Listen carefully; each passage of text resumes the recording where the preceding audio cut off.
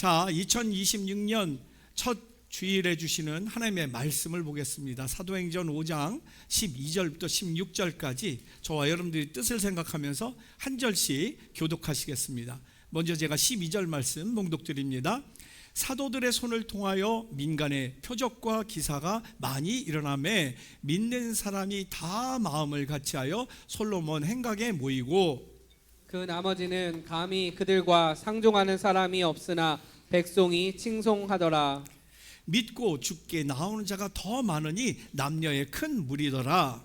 심지어 병든 사람을 메고 거리에 나가 침대와 요 위에 누이고 베드로가 지날 때에 혹 그의 그림자라도 누구에게 덮일까 바라고. 다 같이요. 예루살렘 부근에 수많은 사람들도 모여 병든 사람과 더러운 귀신에게 괴로움을 받는 사람을 데리고 와서 다 나음을 얻으니라. 아멘. 오늘 본문을 통해서 2026년 신년 첫 주일에 주시는 하나님 말씀 제목이면서 동시에 우리 종로교회를 향한 하나님의 계획의 선포예요. 성령으로 회복을 넘어 부흥하는 교회입니다. 여러분 한번 같이 읽겠습니다. 시작. 성령으로 회복을 넘어 부흥하는 교회. 아멘.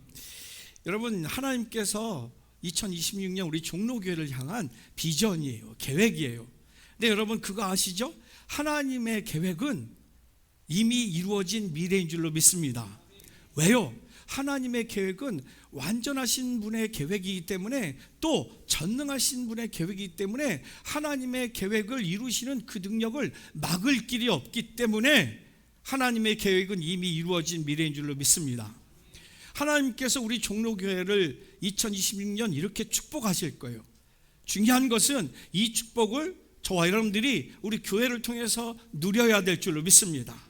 아멘이시죠? 2026년 결코 실패가 없고 승리만 있길 주님의 이름 가운데 축원합니다. 그래서 하나님께 생명이 있고 권능이 있어요. 하나님께만 생명이 있고 하나님께만 권능이 있어요. 그래서 C.S. 루이스는 이 하나님께만 생명이 있고 하나님께만 권능이 있는 것을 기적이라는 책에서 이렇게 표현을 했어요. 한번 볼까요? 죽음과 재생의 패턴이 자연 안에 있는 것은 그것이 먼저 그분 안에 있었기 때문입니다 라고 얘기했어요. 이 자연에 보면 죽음이 있고 또 죽음 안에 또 생명이 또 태어나는 것을 보게 됩니다. 우리는 흙으로 창조되었어요. 나중에 죽을 때 흙으로 돌아갑니다. 그럼 동시에 그 흙 속에서 씨앗이 터서 나무가 되고 꽃이 피고 열매를 맺어요. 다시 말해서 이 우주 만물을 창조하신 하나님 안에 생명이 있고 부활이 있고 치유가 있고 또 회복이 있다라는 뜻이에요. 전 여러분들이 이 하나님의 주권 안에서 이 생명을 영원토록 누리는 축복이 있길 주님의 이름 가운데 축원합니다. 그래서 하나님께서 오늘도 변함없이 저와 여러분들을 사랑하셔서 새해를 맞이하여 온전하고 강건하게 하시고자 그리고 존귀하게 세우시고자 이 시간 이 귀한 성전으로 불러주신 줄로 믿습니다. 얼마나 감사한지 몰라요. 저 쌍둥이들까지 부럽습니다. 오건사님. 네, 온 가족이 다 왔어. 저는 여러분들이 이 시간 예배를 드리면서 말씀을 묵상하면서 이 교회에 부으시는 하나님의 권능과 생명의 축복을 다 받아 누리시는 주님의 은혜가 있길 주님의 이름으로 축원합니다. 그러면 2026년 새해에 회복을 넘어 부흥하는 우리 종로교회에 부어주시는 권능은 어떤 것이 있는가 두 가지를 묵상을 하려고 해요. 첫 번째는요, 이 회복을 넘어 부흥하는 종로교회에 부어주시는 권능은 영적 권능을 주시겠다라는 거예요. 영적 권능. 오늘 본문 12절 말씀을 다시 한번 뜻을 생각하면서 같이 읽습니다. 시작. 사도들의 손을 통하여 민간의 표적과 기사가 많이 일어나매 믿는 사람이 다 마음을 같이하여 솔로몬 행각에 모이고. 아멘. 지금 초대교회 표적과 기사가 일어나는 거예요. 막 역사가 일어나요. 사실은 성령 충만해서 초대교회 막 부흥이 일어났어요. 그런데 여러분 초대교회 성령 충만의 부흥이 일어나면서도 동시에 사탄의 역사도 있었습니다. 여러분 바로 우리 본문 5장 12절 이전에 무슨 내용이 기록되냐면 아나니아와 삽비라의 이야기가 기록되어 있어요. 여러분, 아나니아 삽비라 다 아시죠? 다시 한번 설명해 드리면 그래요. 성령 충만함을 받은 그러한 초대교회에 놀라운 일들이 일어납니다. 고침받는 거 당연하지요. 그러면서 성령 충만이 뭐예요? 하나님의 영으로 가득한 거예요. 하나님의 마음으로 가득하고 하나님의 계획으로 가득해요. 그래서 교회 와서 하나님의 마음으로 가득하니까 내가 보고 싶은 것만 보는 게 아니라 하나님의 마음으로 보기 시작했어요. 그래서 나만을 위해서 기도하고 예배드리다가 하나님의 마음으로 기도하고 보다 보니까 주변이 보이기 시작해요. 나보다 아픈 사람이 보이기 시작하고 나보다 부족하고 힘든 사람들이 보이기 시작했어요. 그래서 초대교회는 자기가 가진 것을 자기 것이라고 주장하는 사람이 없었다 그래요. 그래서 자기 것을 가지고 자기가 넉넉하면 필요한 사람들에게 다 나누어줬다라고 그래요. 그래서 사도행전 4장 끝머리에 보면 초대교회는 가난한 사람이 없었더라라고 기록하고 있어요. 아니, 어떤 공동체에 가난한 사람이 없을 수가 있을까요? 가난한 사람은 반드시 있을 수밖에 없어요. 근데 초대교회는 그게 없었다는 거. 왜? 성령으로 충만하니까 자기 욕심만 보는 게 아니라 하나님의 마음으로 보기 시작하니까 아픈 영혼, 궁일이 여김받아야 할 영혼들이 보이기 시작하고 그 마음으로 자기가 넉넉히 갖고 있는 것, 그것을 나눠주기 시작하는 거예요. 그러니 사람들이 서로 사랑하고 존경하기 시작했어요. 자기의 삶의 필요를 채워주니까 얼마나 기뻤겠어요. 그런데 사탄이 그 역사를 틈타는 거예요.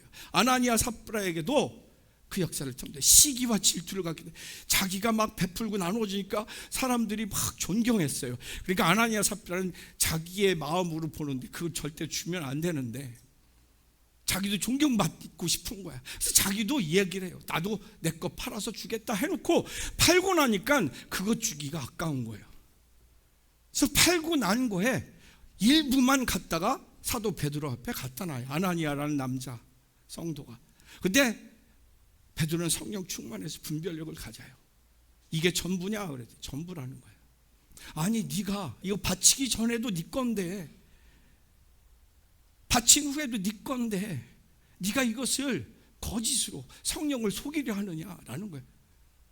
누가 바치라고 하지도 않았는데 욕망에, 교만에, 시기와 질투에, 명예욕에 이렇게 성령을 속일 수가 있느냐. 그때 이 아나니아의 영혼이 떠나 죽습니다. 그래서 장례를 치르고 오는데 그 부인 삽비라도 들어와요. 베드로가 또 질문해요. 이게 다냐? 다다라는 얘기를 해요. 부인도 알고 있는데도 불구하고 또 거짓말을 하는 거예요. 그때 또 혼이 떠나요. 그것을 그 교인들과 모든 동네 사람들이 알고 두려워했다라는 거예요. 여러분, 사탄은 그들의 마음속에 욕망을 가득하게 하고 시기와 질투로 가득하게 했어요. 그래서 그들을 통해서 초대교회 성령 충만한 공동체에 거짓과 속임의 영을 집어넣으려고 했어요. 풍성함을 없게 하고 교만과 다툼으로 나아가게 하려고 사탄이 역사한 거예요. 그 결과 성령의 분별력으로 죽음으로 내쫓김을 받습니다. 여러분, 우리를 죽음으로 인도하는 사탄은 사람의 눈에 띄게 나타나지 않아요. 사탄이 만약에 막 뿔이 있고 악하게 생기고 무섭게 생기면 사람들은 다 도망갈 거예요. 그래서 사탄은 어떻게 나타나냐? 천사를 가장해서 나타나요. 사탄은 그럴듯한 합리성을 가지고 나타나요. 이성적으로 나타납니다. 아니, 꼭 이거를 다 갖다 바쳐야 돼? 아니, 나도 살아야지. 나도 잘 벌면 나도 또 헌금도 하고 봉사도 할 수 있는 거 아니야? 꼭 내가 뭐 이렇게 꼭 다 갖다 해야 돼? 라는 합리적 판단과 이성적 판단을 가지고 들어오게 합니다. 사탄은 그것도 천사로 가장하고 나오게 합니다. 마치 말씀인 것처럼 말씀을 위장해서 예수 그리스도의 신앙을 위장해서 우리 공동체에 들어옵니다. 그런데 우리들은 그것을 분별하지 못하고 마치 그게 이성적이고 합리적이니까 신앙적인 것처럼 받아들여요. 좋은 동기처럼 받아들여요. 근데 나중에 그것을 통해서 죽음이 오고 고통이 옵니다. 지옥이 오는 것이죠. 다시 말해서 신앙생활 그냥 하는 게 아니라는 거예요. 분별력이 절대적으로 필요하다라는 겁니다. 여러분, 우리는 이러한 것들을 분별해 내야 살면서도 생명으로 풍성함으로 살게 되는 줄로 믿습니다. 그럼 어떻게 이러한 거짓 영을, 사탄의 역사를 분별할 수 있겠는가? 그것은 하나님의 진리를 선포하고 하나님의 지혜의 기준이 되는 말씀과 기도가 분별력의 근간이 되는 줄로 믿습니다. 말씀의 기준이 없으면, 하나님의 계시와 하나님의 진리의 선포가 없으면 그게 하나님으로부터 온 것인지 아니면 사탄으로부터 온 것인지 합리성과 이성적 그 모습을 통해서 우리는 혼돈할 수밖에 없습니다. 그 말씀이 없으면 분별할 수가 없어요. 이 얘기 들으면 이거 같고 저 얘기 들으면 저거 같고, 그래 혼돈하는 거예요. 그리고 두 번째, 기도가 있어야 돼. 기도하면 그게 본질이 어딘지, 자기의 욕망으로 나온 건지 하나님의 마음에서 이끌림 받는 건지 분별할 수가 있어요. 우리는 기도를 해요. 하나님, 우리 아들 이번에, 우리 딸 합격해야 됩니다. 우리 남편 이번에 사업에 큰 계약건이 있는데 그걸 꼭 이루어 주셔야 됩니다. 그래야 내가 하나님께 일을 봉사할 수 있습니다. 그리고 우리 아들 딸들을 통해서 하나님의 영광을 나타낼 것입니다 라고 기도를 해요. 근데 기도하면 기도할수록 기도가 작아져. 왜? 기도하면 기도할수록 이 기도의 본질이 어디서 온 건지 깨달아지니까. 자기 깊은 곳에서 자기 욕심과 자기의 자랑과 자기의 세상적 권리를 위해서 그것이 기도가 되어지고 있다는 것을 깨달아요. 기도하지 않으면 뻔뻔해집니다. 마치 자기가 생각하고 이야기하는 게 하나님의 뜻인 것처럼 설명을 해요. 한 번도 기도로 자기를 성찰하지 않고 하나님 앞에 자기를 세워놓지 않았기 때문에 이게 얼마나 부끄러운 일인지 구분을 못해요. 그러니 교회 다니면서도 엄청 뻔뻔해. 다시 말하면 말씀과 기도가 없으면 구분이 안 돼요. 여러분, 요즘 너무 가짜가 많죠. 가짜를 짝퉁이라고 해요. 그럼 어떻게 짝퉁을 구별할 수 있습니까? 진짜를 알 때, 진짜를 가지고 있을 때 가짜를 구별할 수 있습니다. 저는 명품이 없어요. 그래서 가짜를 구별을 못해. 근데 여러분들 명품 가지고 있는 분은 딱 알아.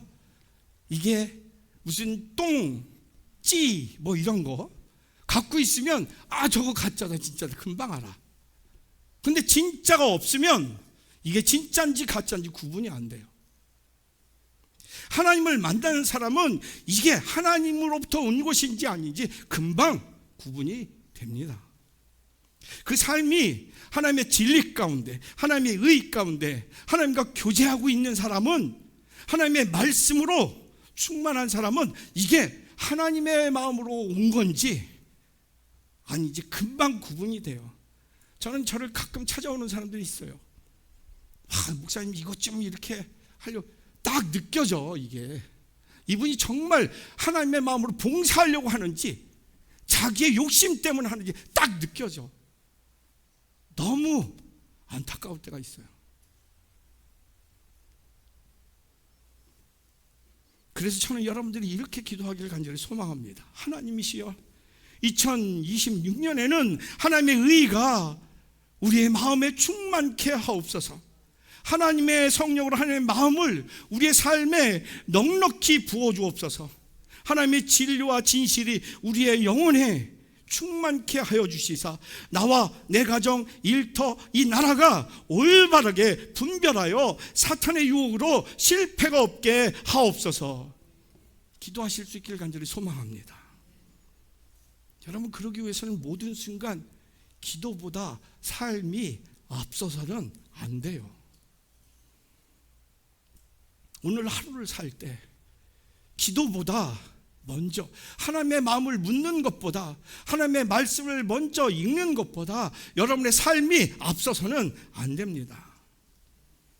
전 여러분들의 삶이 말씀으로 기준이 세워지는 축복이 있기를 간절히 소망합니다. 진리 가운데 행할 수 있기를 주님의 이름으로 축원합니다. 그래서 여러분의 어떤 순간도, 어떤 하루도 실패가 없는 승리만 있기를 주님의 이름으로 축원합니다. 오늘 본문을 보면 사도들의 손을 통하여 민간의 표적과 기사가 많이 일어나매라고 기록하고 있어요. 오늘 본문을 보면 아나니아와 삽비라를 통한 사탄의 거짓말과 시기의 역사가 성령의 역사로 발각돼서 좌절됩니다. 그리고 그 뒤에 사도들의 손에 의해 표적과 기사가 많이 일어나매라고 기록하고 있어요. 언제 사도들의 손에 의해서 표적과 기사가 일어났느냐? 바로 교회가 거룩해지고 순결해지고 깨끗해지니 그 공동체에 하나님의 능력이, 치유의 능력, 회복의 능력, 표적과 기사가 앞길이 시온에 들어가 열리는 능력이 나타나기 시작했다라는 겁니다. 여러분, 능력과 권능의 역사는 어디서 오느냐? 거룩에서 오는 줄로 믿습니다. 교회의 권능은 거룩과 정직에서 나옵니다. 거룩은 히브리어로 여러분 카도시라는 단어를 쓰고 헬라어는 하기오스라는 단어를 쓰는데 아시죠? 다 거룩이라는 뜻은 구별되다라는 거예요. 구별되다. 거룩은 정직하고 깨끗한 게 아니에요. 구별되는 거예요. 무엇과? 이 세상과 하나님 것으로 구별되는 거예요. 우리의 삶이 하나님의 방법으로 이 세상 사람들의 방법과는 달리 살아가는 구별된 삶이 거룩이라는 것입니다. 신앙생활하면서 다 그렇게 진짜 그렇게 살 수밖에 없는 거 아니겠어요? 어떻게 매주 교회를 다녀요? 어떻게 매주 봉사를 합니까? 어떻게 매주 헌신하고 기도하고 11조하고 그렇습니까? 살다 보면 어려울 때 못할 수도 있고 그렇지 않습니까? 집을 구해도 살기 편한 데 구해야지 교회에 가까운 데 가겠습니까? 사는데 그렇지 않아요. 사업을 해도 뒷돈거래도 좀 하고, 용서하십시오, 기름칠도 좀 하고, 그리고 눈도 좀 감고 그래야 사는 건, 그래서 벌어서 하나님께 봉사하겠다는데 이거는 구별이 없어요. 세상과 똑같은 거예요. 그러니 그 삶에 어떤 하나님의 하늘의 역사가 있을 수가 없는 거예요. 초대교회의 권능은 바로 구별됨으로부터 왔어요. 사도들의 손에 의해라는 말씀은 교회의 지도자들의 손에 의해 기적이 일어났다라는 뜻입니다. 진정으로 권능이 임하고 성령이 역사하는 교회는 교회의 지도자들, 목사님들 뿐만 아니라 장로님들, 권사님들, 교사들, 속장님들, 속인도자님들, 선교회장님들, 각부 부장님들, 그분들을 통해서 일어난다는 게, 무엇을 통해서? 거룩함을 통해서. 저는 간절히 기도합니다. 이 말씀을 작년 11월 달부터 받았어요. 그래서 3개월 동안 기도하고 있어요. 저는 우리 교회 목회자님들과 장로님들, 속장님들, 교사들, 각부 부장님들, 평신도 지도자들이 거룩하게 분별되게 하여 주옵소서. 그래서 그들이 기도할 때 입술에 권세가 있어서 성도들을 위해서, 속도원들을 위해서, 선교회원들을 위해서, 교사들은 이 학생들을 위해서 기도할 때마다 표적과 기사가 일어나게 하여 주옵소서. 그리고 가장들이 가정의 리더들 되어서 거룩함으로 가정을 운영하고 사업장을 운영하고 직장에서도 그들의 거룩함으로 그곳에 표적과 기사가 일어나게 하여 주옵소서 기도하고 있습니다. 전 여러분들이 이 기도에 응답자들 되길 간절히 소망합니다. 열매들로 가득하기를 간절히 소망합니다. 여러분의 가정에, 일터에, 사업장에, 학교에, 우리 교회, 이 나라에 표적과 기사가 여러분들이 있는 곳마다 일어나기를 주님의 이름으로 축원합니다. 14절 같이 읽습니다. 시작. 믿고 주께로 나오는 자가 더 많으니 남녀의 큰 무리더라. 네, 교회는요 날마다 새로운 사람들이 있어야 돼요. 그래서 날마다 부흥해야 돼요. 차고 넘쳐야 돼요. 왜요? 그 교회를 움직이시는 하나님이 지금도 살아 역사하시는 하나님이시기 때문에 그렇습니다. 저는 우리 교회가 하나님의 역사가 차고 넘치길 간절히 소망합니다. 날로 새롭고 날로 새로운 사람들이 오는 부흥하는 교회 되길 간절히 소망합니다. 그럼 참 교회는요, 큰 교회가 아니에요. 사람들이 많이 모이는 교회가 아니에요. 화려한 교회도 아니에요. 하나님이 일하시는 교회, 그게 참 교회. 작더라도 하나님이 역사하는 교회, 그게 진짜 참 교회인 줄로 믿습니다. 그래서 하나님이 거하시는 교회가 왜 풍성해지는가, 그거에 대해서 C.S. 루이스가 순전한 기독교에서 이렇게 그 이유를 이야기하고 있어요. 하나님 안에는 체험을 필요로 하는 그 어떤 욕망도 없으시며 다만 주고자 하시는 풍부함만 있을 뿐입니다. 이 교회를 이루시고 운영하신 하나님께는 부족함이 없다라는 거예요. 성도들의 손길이 필요하거나 물질이 필요하거나 헌신이 필요한 하나님이 아니세요.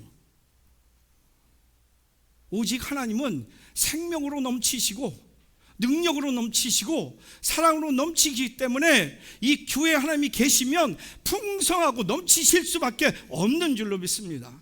중요한 건 그 하나님이 이 교회에 임재하고 계시냐라는 거예요. 저는 간절히 기도합니다. 우리 교회가 하나님이 기뻐 거하시는 교회, 기뻐 역사하시는 교회, 기뻐 영광 받으시는 교회를 위해서 기도합니다. 전 여러분들이 그래서 이 교회를 통해서 그 능력을 날마다 매주마다 누리시길 주님의 이름으로 축원합니다. 질문 드립니다. 지금 우리 교회에 주시는 영적 권세로 삶에서 누리는 천국의 일은 무엇이 있습니까? 저는 맨날 누려요. 매일같이 누리는 분들 중보기도를 드려요. 중보기도. 어떤 치매 문제, 또 암 문제, 사업 문제, 직장 문제, 결혼 문제, 학교 문제, 진로 문제, 아이들의 문제, 정신적인 문제, 뭐 이런 것들 다 기도해요. 근데 놀랍게 그 기도를 다 하나님이 들어 응답하세요. 짧게는 하루 만에도 응답하시고 길게는 1년 걸릴 때도 있어요. 근데 그게 다 응답이 돼요. 여러분, 중보기도는 자기를 위해서 기도하지 않아요. 남을 위해서 기도해요. 그러니 하나님이 얼마나 기뻐 응답하시는지 몰라요. 사심이 없는 기도가 중보기도예요. 근데 그 중보기도 사역자들을 통해서 이 치유의 역사, 회복의 역사, 시온의 대로가 역사 일어나는 열리는 역사들은 계속할 수 있도록 하나님 그 중보기도자들을 책임져 주세요. 건강을 책임져 주시고 가정에 근심이 없게 하시고 사랑이 넘치게 하여서 기도하는 부탁하는 자들마다 그 기도를 놓치지 않고 기도할 수 있는 입술의 권세까지 주시는 줄로 믿습니다. 저는 모든 문제 가운데 여러분들이 그 권세를 누리며 살기를 주님의 관계 축원합니다. 영적 권세로 인해서 여러분들이 이 2026년 막힘이 없길 주님의 관계 축원합니다. 두 번째, 우리 교회에 주신 회복을 넘어 부흥하는 우리 종로교회에 주시는 권능은 영적 생명력이에요. 오늘 15절 말씀 같이 읽습니다. 시작. 심지어 병든 사람을 메고 거리에 나가 침대와 요 위에 누이고 베드로가 지날 때에 혹 그의 그림자라도 누구에게 덮일까 바라고. 놀라운 얘기 아닙니까? 베드로가 어부예요. 무식한 사람인데 그가 지나가는 걸 기다렸다가 병든 사람을 업고 메고 침대와 요를 깔고 그가 지나가는 길에 며칠이든 기다리는 거야. 사실 못 고치니까 어떻게 해요? 고쳐야지. 근데 베드로의 그림자만 지나가도 다 나음을 얻었다고 16절에 나와 있어요. 다 나음을 얻었다는 거예요. 얼마나 놀라운 일입니까? 근데 정말 중요한 것은 베드로에게 진짜 이런 영적 생명력이 있었다라는 거예요. 또 교인들만 믿는 게 아니라 베드로에게 그런 영적 생명력이 있다는 사실을 이 동네 사람들과 세상 사람들이 다 알고 있었다는 거예요. 인정하고 있었다는 거예요. 그러니 데리고 왔겠지요. 여러분, 이게 교회가 갖는 영적 생명력이에요. 이게 교회의 권능인 줄로 믿습니다. 실제로 그들의 교회에 그 권능이 있었다는 거예요. 근데 여러분, 이들의 이러한 권능, 영적 권능, 생명력, 이것은 어디서 온 것인가? 그것은 하나님께서 약속하신 그 말씀으로, 성령의 능력으로 임하게 된 줄로 믿습니다. 예수님이 승천하시면서 제자들에게 말씀하셨어요. 너희는 예루살렘을 떠나지 말고 하나님께서 약속하신 내 이름으로 주실 성령을 기다리라라고 말씀하셨어요. 그때 잡히면 죽어요. 빨리 도망가야 되는데, 다음을 도모해야 되는데 예루살렘에 그냥 남아있으래. 죽으라는 소리예요. 아니 지금 조금 살고 나중에 좀 하면 안 될까? 근데 떠나지 말라는 거예요. 그래서 150명은 마가의 다락방에서 그 약속한 성령을 기다렸어요. 그리고 그 성령이 임한 순간 세상이 두렵지 않기 시작했습니다. 여러분, 따라서 우리 종로교회는 오직 성령에 집중해야 될 줄로 믿습니다. 말씀이 기준이 되어야 될 줄로 믿습니다. 그래서 영적 생명력을 우리는 누려야 될 줄로 믿습니다. 마태복음 16장 18절 같이 읽습니다. 시작. 또 내가 내게 이르노니 너는 베드로라. 내가 이 반석 위에 내 교회를 세우리니 음부의 권세가 이기지 못하리라. 아멘. 여러분, 교회는 우리가 세운 게 아니에요. 어떤 돈 많은 사람이 헌금해서 세운 게 아니에요. 아니면 또 모인 사람들이 으쌰으쌰 해가지고 조직을 만들어 세운 게 아니에요. 내가 내 교회를 세우리니 예수님이 세우신 줄로 믿습니다. 그래야 이 교회가 능력 있을 줄로 믿습니다. 창립 멤버들이 착각하는 게 있어요. 내가 헌신해서, 내가 봉사해서, 그럼 그 교회는 그 사람의 능력밖에 일은 안 돼요. 근데 주님의 생명력으로 세운 그 교회, 주님의 능력으로 운영될 줄로 믿습니다. 여기에 음부의 권세가 이기지 못하는 이유가 있는 거예요. 성령의 역사로 시작된 교회, 세상의 권세가 넘볼 수가 없어요. 그래서 권세라는 단어를 한번 볼까요? 권세는 헬라어로 엑수시아라는 단어입니다. 엑스는 from 무엇으로부터, 그리고 수시아라는 본질이라는 건데, 권세는 본질로부터 나온다라는 뜻인데, 교회의 권세는 본질적인 것, 즉 예수께서 주님이시라는 믿음의 고백에서 시작된다라는 거예요. 교회의 권세는 예수가 주님이시다라는 믿음의 고백에서 그 권능이 시작된다라는 거예요. 여러분, 하나님이 인간이 되셨다라는 거예요. 예수가 주님이시라는 게 안다온 분들은 이 권능이 있을 수가 없어요. 하나님이 이 낳고 이 우주 만물을 창조하셨는데, 그 세계 우주 은하계에서, 그 은하계 중에서 수천억 개 중에서 그 태양계에서도 또 지구, 그 지구에서도 이 신의 산에 한번 임재하신다. 막 터져. 그런데 그 하나님이 예수의 모습으로, 인간의 모습으로 오셨어. 그 얘기는 무슨 얘기예요? 성 어거스틴이 고백했던 것처럼 하나님은 이 세상에 나 단 한 사람만 있다 할지라도 예수 그리스도를 보내셨을 것이다. 하나님은 나를 위해서라면 못하실 것이 없다라는 예수가 그리스도 되심이 믿는 믿음이 있을 때 그곳에 하나님은 임재하시고 역사하신다라는 겁니다. 거기에 권세가 있어요. 근데 세상의 도전은 너무나도 크고 무섭고 강합니다. 요즘 세상, 특별히 다른 건 몰라도 우리나라는 정말 하나님이 너무 우스워요. 교회가 너무 우스워요. 인권이 앞서요. 포괄적 차별금지법, 방송법 뭐 해가지고 종교의 자유가 없어져요. 이제는 말 한마디 잘못하면 목사가 2억 6천만 원의 벌금을 내요. 못 내면 감옥에 가고 그 교회는 폐쇄시켜야 돼요. 인본주의가 앞서고 사회주의가 앞서고 결국에는 신을 부정하는, 하나님을 부정하는 공산주의로 가고 있어요. 모든 방송 매체들 보십시오. 교회를 엄청나게 까고 있어요. 교회 허물들을 들춰요.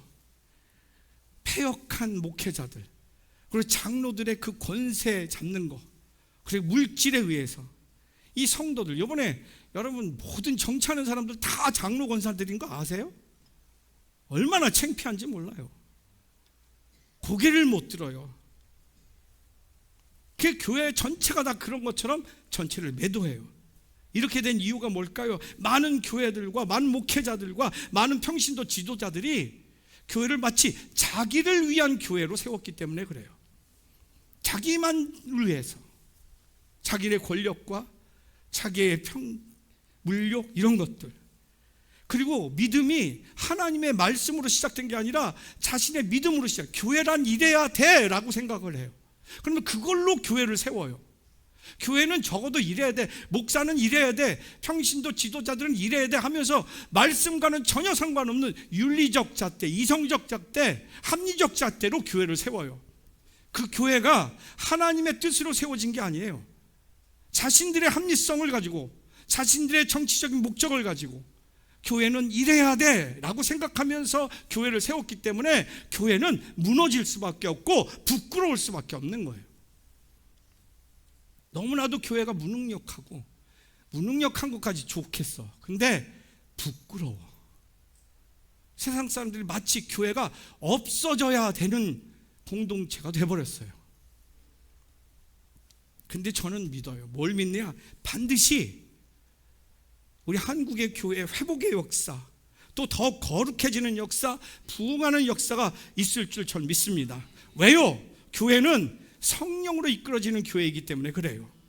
교회는 하나님의 영으로 일하시는 곳이기 때문에 사람의 부끄러움을 뛰어넘고, 사람의 어리석음과 실수를 뛰어넘고, 오히려 그것을 더 거룩하게 하나님의 전능하심을 나타내고, 거룩하심을 나타내고 생명력으로 회복하실 줄을 전 믿습니다.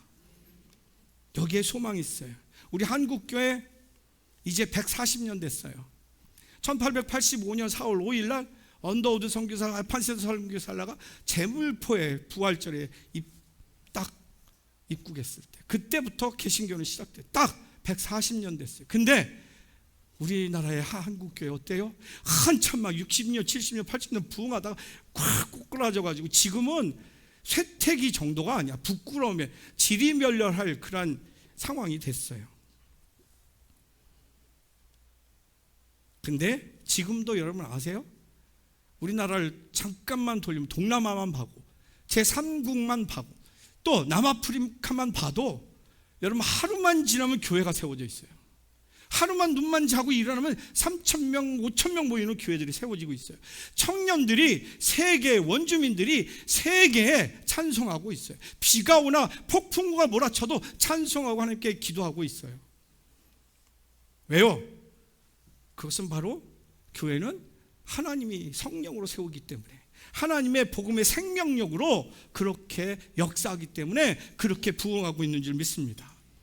중국의 모택동이가 우리나라 대혁명을 할 때 모든 목회자들과 모든 평신도 지도자들 다 잡아 죽였어요.